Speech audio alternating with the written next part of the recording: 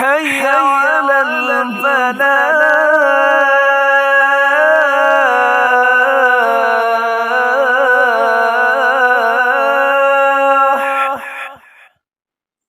آج ہم اس ویڈیو میں حضرت ام سلیم رضی اللہ تعالی عنہ کے بارے میں معلومات حاصل کریں گے۔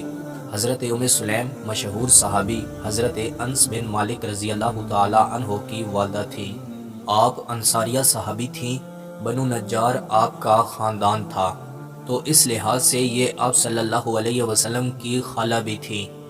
آپ کے پہلے خاوند مالک بن نضر تھے جنہوں نے اسلام قبول نہیں کیا، اور آپ رضی اللہ تعالی عنہ نے اسلام قبول کیا۔ اختلاف شروع ہوا، پھر ان کا ایک لڑکا ہوا جن کا نام انس بن مالک تھا، جن کو آپ دین کی تعلیم دیا کرتی تھیں۔ ان کے خاوند مالک بن نضر کو غصہ آتا تھا۔ مالک بن نضر غصے میں ملک شام چلے گئے اور وہیں پر ان کا انتقال ہوا، اور پھر ابو طلحہ انہی کے خاندان میں سے تھے۔ انہوں نے نکاح کا پیغام بھیجا مگر وہ بھی مشرک تھے، اسی وجہ سے آپ نے قبول نہ کیا، اور پھر حضرت ام سلیم رضی اللہ تعالی عنہ نے انہیں اسلام کی دعوت دی، اور حضرت ابو طلحہ رضی اللہ تعالی عنہ نے اسلام قبول کیا، اور اس طرح ان کا نکاح حضرت ابو طلحہ رضی اللہ تعالی عنہ سے ہوا۔ جب آپ صلی اللہ علیہ وسلم نے ہجرت کی تو حضرت انس بن مالک رضی اللہ تعالی عنہ کو آپ حضور صلی اللہ علیہ وسلم کے پاس لے آئیں اور کہنے لگی، یا رسول اللہ، یہ بیٹا آپ کا خادم بنے گا اور آپ کی خدمت کرے گا۔ آپ صلی اللہ علیہ وسلم نے قبول کیا۔ آپ صلی اللہ علیہ وسلم نے حضرت انس رضی اللہ تعالی عنہ کو دعا دی۔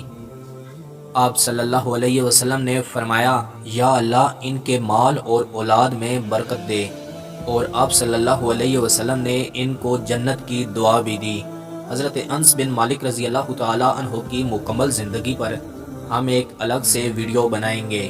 غزوہ احد کے موقع پر حضرت ام سلیم رضی اللہ تعالی عنہ زخمیوں کو پانی پلاتی تھیں۔ جب آپ صلی اللہ علیہ وسلم کا حضرت زینب بنت خزیمہ رضی اللہ تعالی عنہ سے نکاح ہوا تو آپ رضی اللہ تعالی عنہ نے کچھ بنا کر بھیجا اور فرمایا کہ یہ میری طرف سے تحفہ ہے، جو آئے ہیں ان کو کھلا دیجئے۔ پھر جب غزوہ خیبر کے بعد حضور صلی اللہ علیہ وسلم کا نکاح حضرت صفیہ رضی اللہ تعالی عنہ سے ہوا تو آپ رضی اللہ تعالی عنہ نے انہیں تیار کیا۔ غزوہ حنین کے موقع پر بھی آپ شریک ہوئیں۔